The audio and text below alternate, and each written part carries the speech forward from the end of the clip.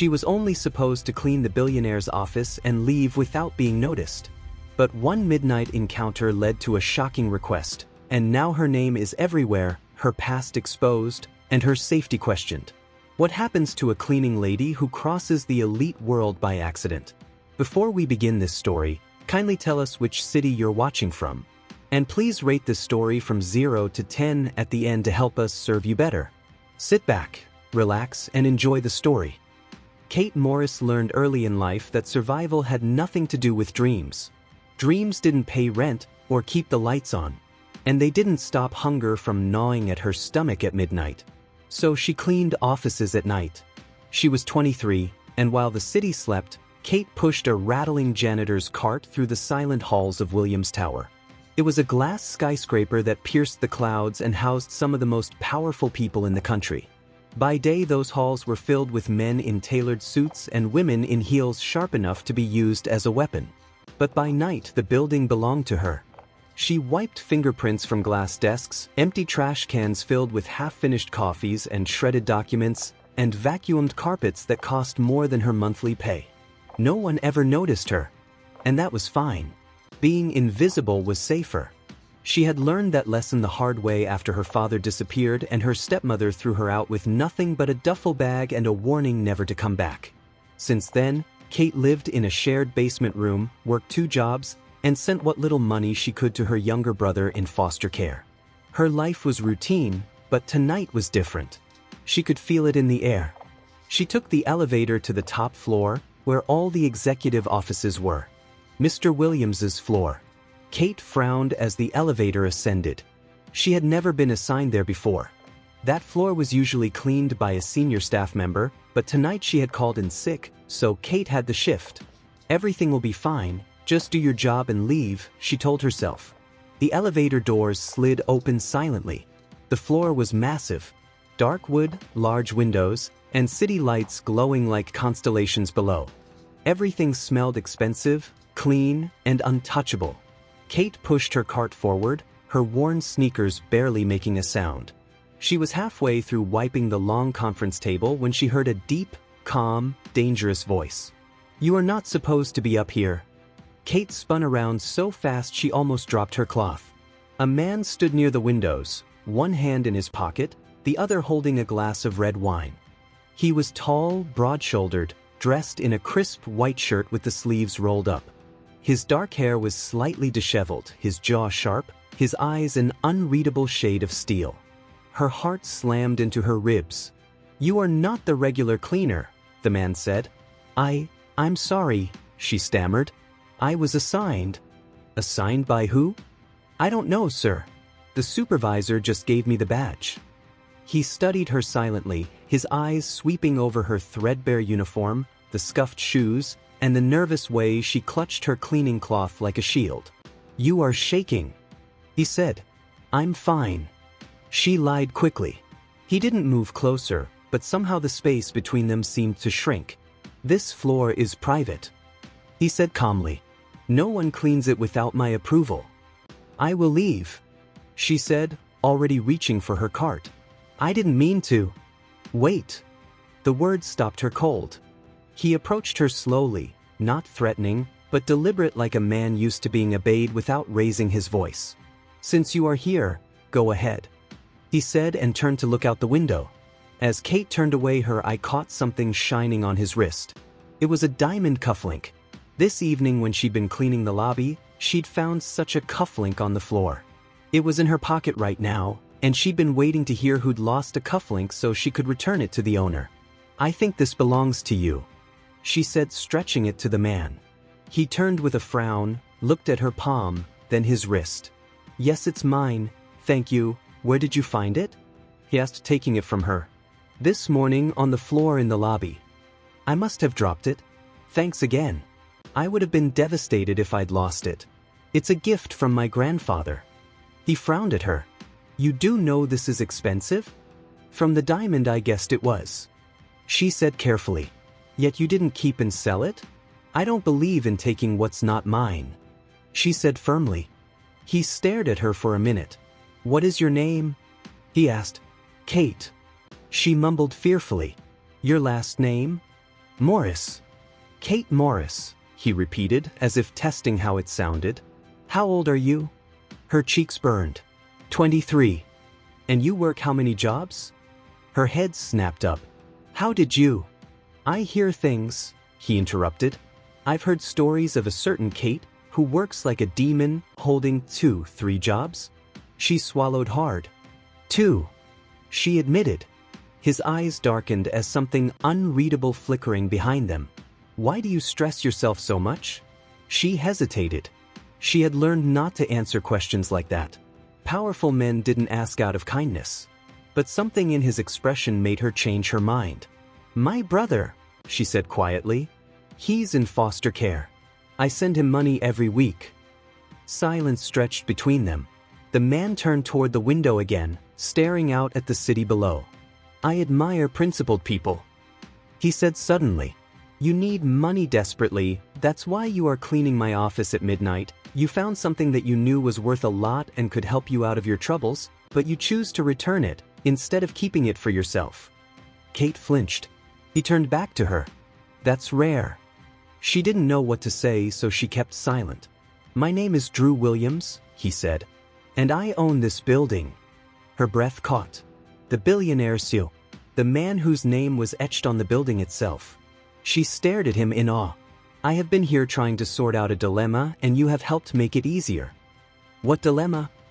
She asked before she could stop herself. He didn't answer. Instead he said, Tomorrow night I want you to come back. Her stomach twisted. Why, sir? He held her gaze, his voice low and steady. Because I have a request to make. What request? She asked fearfully. Be here, midnight tomorrow, and you will find out. He turned back to the window. Kate left quietly. She had no idea where those words, spoken in a quiet office high above the city, would lead her to. That night, Kate barely slept.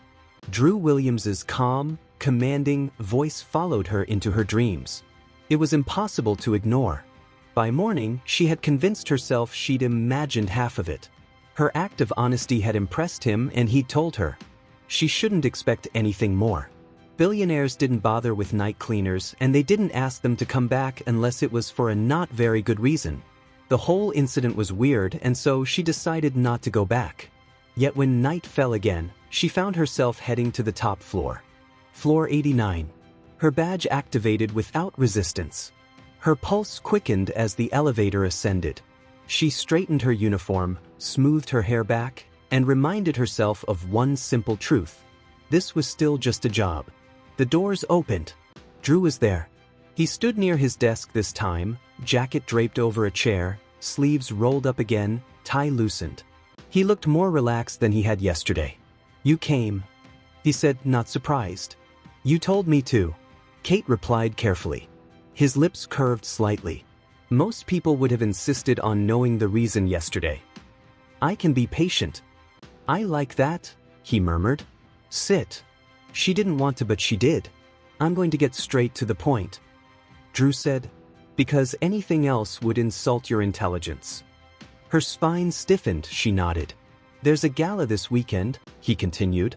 Board members, investors, and the press will be there. She wondered what a rich people's party had to do with her. One woman in particular will be there. Andrea Lawson. He said the name like she was supposed to know her, but the name meant nothing to Kate. She is a model and fashion influencer, Drew continued, seeing her blank stare. And the woman my board has been urging me to marry. Lenz frowned in surprise. Why? Because they think they have the right to help run my private life as well as my company. In their opinion, marriage will improve my image and the company's. They think it's their duty to choose a bride for me. I've been resisting, but yesterday morning word reached me, they plan to force my hand by making Andrea publicly announce our engagement at the gala. That's wrong, Kate said. Don't worry. I plan to preempt them. She shifted in her chair. What does this have to do with me? Drew met her gaze. I want you to attend the gala with me, he said. As my girlfriend. The word landed heavy. No, Kate said immediately, standing. Absolutely not. I'll explain, he said calmly. I don't need an explanation, she snapped. I clean offices. I don't attend billionaires' galas. That's precisely why I'm asking, he replied. She stared at him. You want to use me? Yes, he said without flinching. For one night. Her hands curled into fists. People like you always say just one night. And people like you are right not to believe them, he said. So here are the terms. He slid a document across the desk. Not a contract. A single page including payment and transportation. No physical expectations, overnight stay, or future obligations were necessary. It looked too good to be true. Why? She asked. They can't make any ridiculous announcement if I already have a woman on my arm, can they? So I'm your shield, Kate said bitterly. Yes, he replied. And I won't pretend that's noble. She appreciated that more than she wanted to. Why me? I reviewed your employment file today, he said. You have never been late. Never complained. Never requested overtime pay even when you worked past schedule. Meaning you are content and principled. You are perfect for this job. You are rich enough. Why not hire someone trained for this like a model or an actress? She asked. And risk them trying to extort me? Or my plan leaking to the press? I need something like you. What am I to do exactly? Just stand beside me. Nothing more. If I do accept, what happens after the gala? She asked. You walk away, he said. No one contacts you again unless you choose otherwise. Her instincts screamed at her not to accept this charade, but the money was too good to pass up. Andrea won't like me when she sees I'm the reason her plan falls apart. What if she hurts me? Kate asked, trembling. His expression hardened. Then she answers me. She held his gaze for a long moment. One night, Kate said finally. One. He agreed. The night of the dinner arrived faster than Kate was ready for. Earlier that evening, a stylist arrived with a garment bag and a note with 2 words. Trust me, Ibby. Her hands shook as she opened the bag. Inside was a dress. It was simple, elegant, deep blue, and stunning. She barely recognized herself in the mirror after the stylist finished. A car picked her up at her basement apartment. When it stopped in front of Williams Tower, her heart pounded. Drew was waiting for her inside. When he saw her, he looked surprised, appreciation and admiration on his face. You look, he stopped himself. Perfect. She swallowed. I feel like an imposter. He offered his arm. Don't. You are a natural. They entered the dining room side by side. Conversation halted. Eyes turned and whispers followed the stares of curiosity, the disbelief. A woman in a glittering gown leaned toward another. Who is she? Drew heard it. She's with me, he said loudly. This is my girlfriend Kate. Gasps of shock echoed round the room. A beautiful woman, in a beautiful dress, walked up to them. Girlfriend? Since when? She asked. A while now, Drew said. And why have I never heard of her? Because my private life isn't any of your business, Andrea. Drew said coolly. Andrea glared at Kate but forced a smile. Nice to meet you. Hope your relationship with Alex leads to something permanent. She said bitterly and walked off. Board members came over and Drew repeated the same thing. Kate was his girlfriend.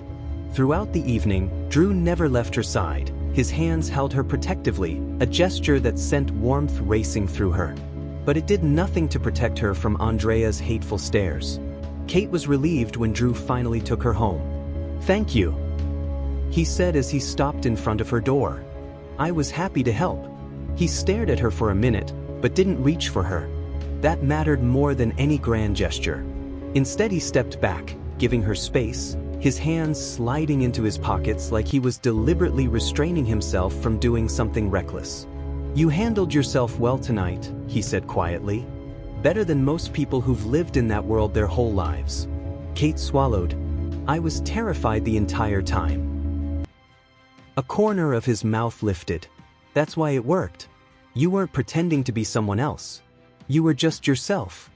The words landed deeper than she expected. She turned toward her door, fingers tightening around the strap of her bag. This was where it ended. One night, one favor, and one paycheck that would change her immediate future but not her life. "I'll go back to my normal shifts tomorrow," she said, more to remind herself than him. "Yes," Drew replied. Then, after a pause, that was always the agreement. She nodded, unlocking the door. Before she stepped inside, she hesitated. "Andrea won't let this go," Kate said softly. "I saw it in her face." Drew's voice was steady. "She can't do anything about it. The board is off my back. That's what matters." "Be careful," she said. His eyes flicked to her, surprised. Then something unreadable passed through them. "I should be the one saying that to you." She gave him a small, tired smile and stepped inside, closing the door gently behind her. Drew stood in the hallway long after the lock clicked into place. At that instant, the solution he'd chosen felt less like strategy and more like a mistake, one he wasn't sure he wanted to undo. And several miles away from them, Andrea Lawson was already making a phone call. For Kate, the gala had been the end of it.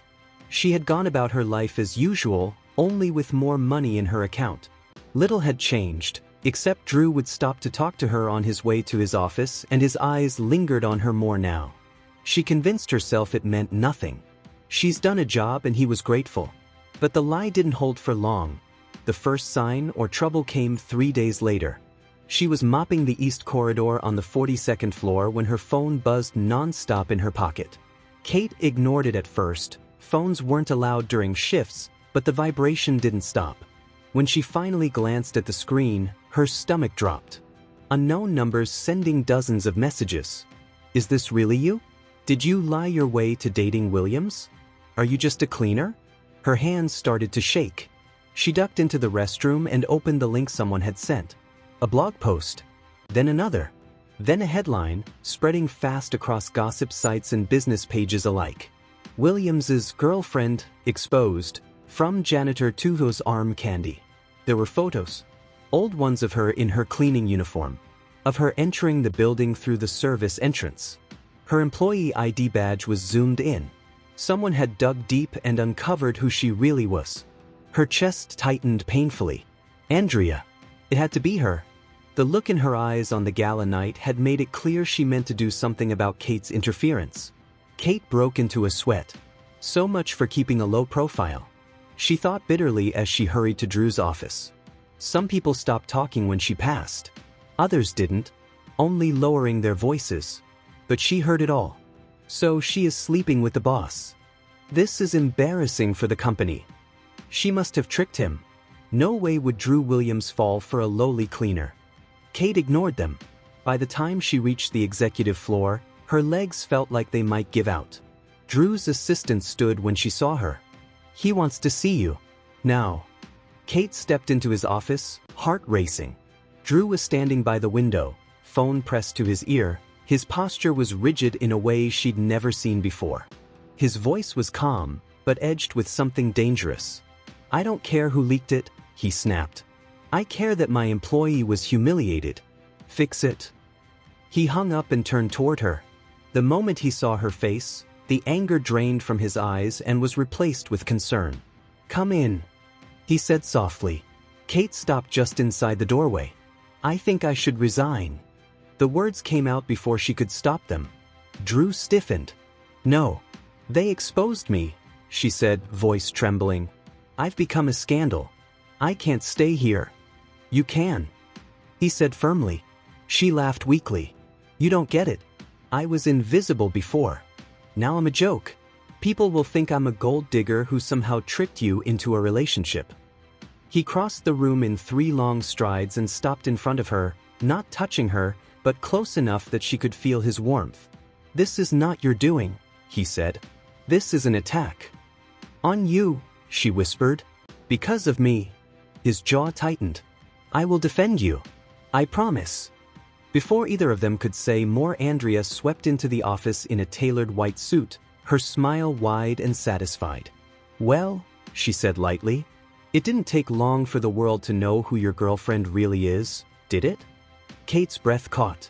Drew didn't raise his voice. That scared Andrea more than shouting ever could. "I know who she is, and that's what matters," he said.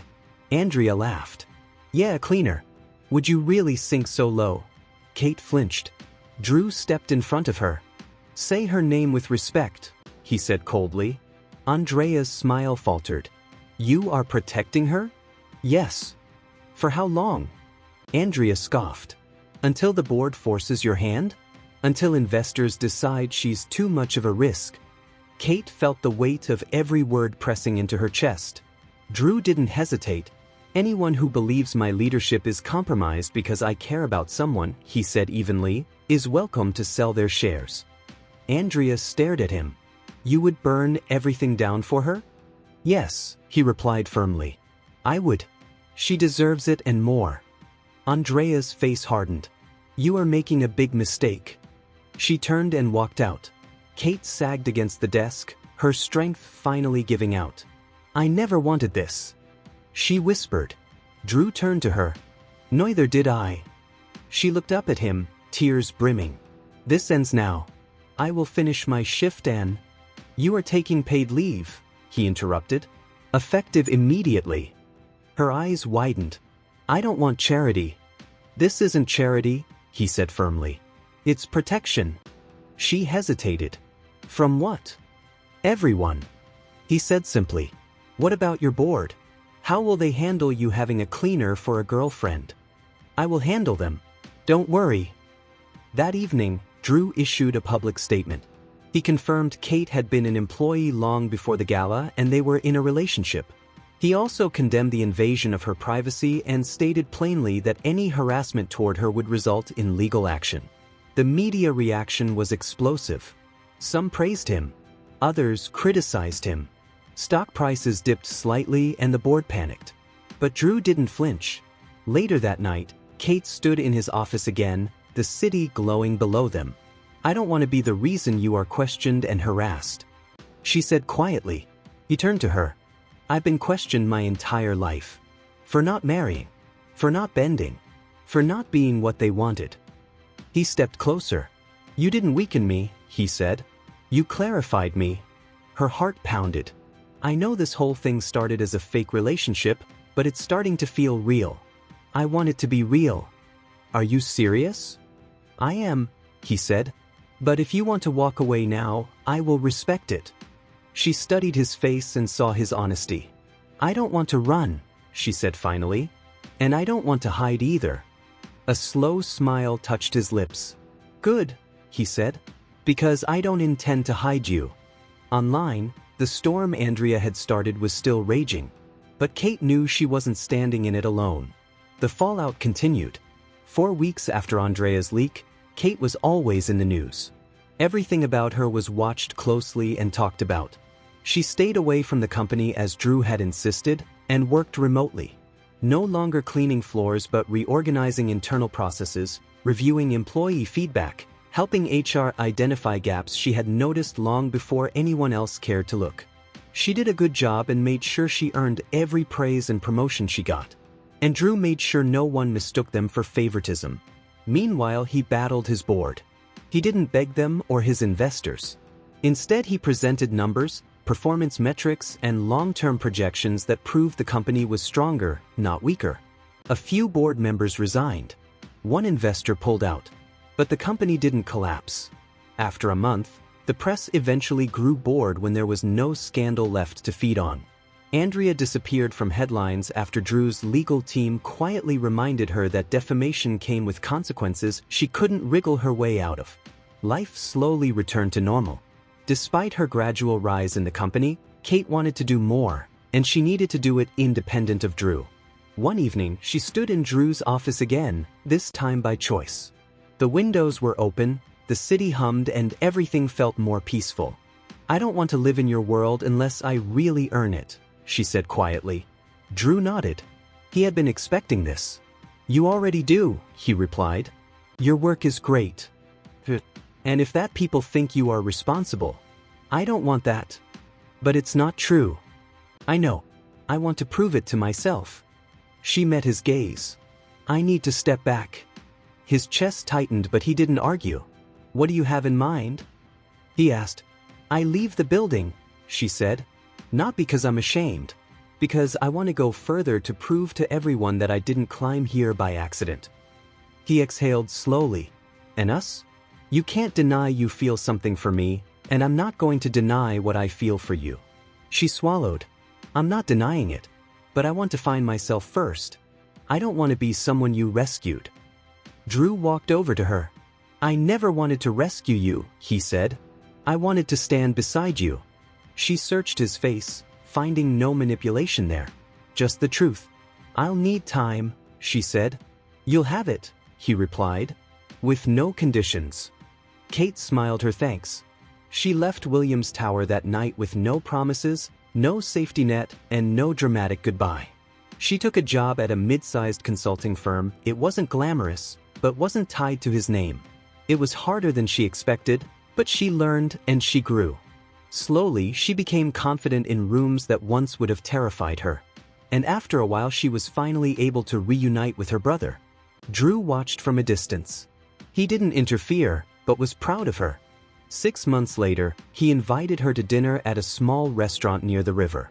You look different, Kate said, smiling. So do you, he replied. They talked warmly, like two people who had both grown and learned from their mistakes. When he reached across the table and took her hand, it felt sincere. I've been thinking it's time we make our relationship official, he said softly. Funny, I've been thinking the same thing. She smiled. They didn't move in together right away. But after months of steady dating, they took that big step. A year later, Kate returned to Williams Tower. Not as a cleaner or a fake girlfriend, but as an independent consultant hired by the board itself. She walked in through the front doors, head held high. Drew watched her cross the lobby, proud in a way no deal had ever made him feel. They had built something honest with each other, and it was going to be forever.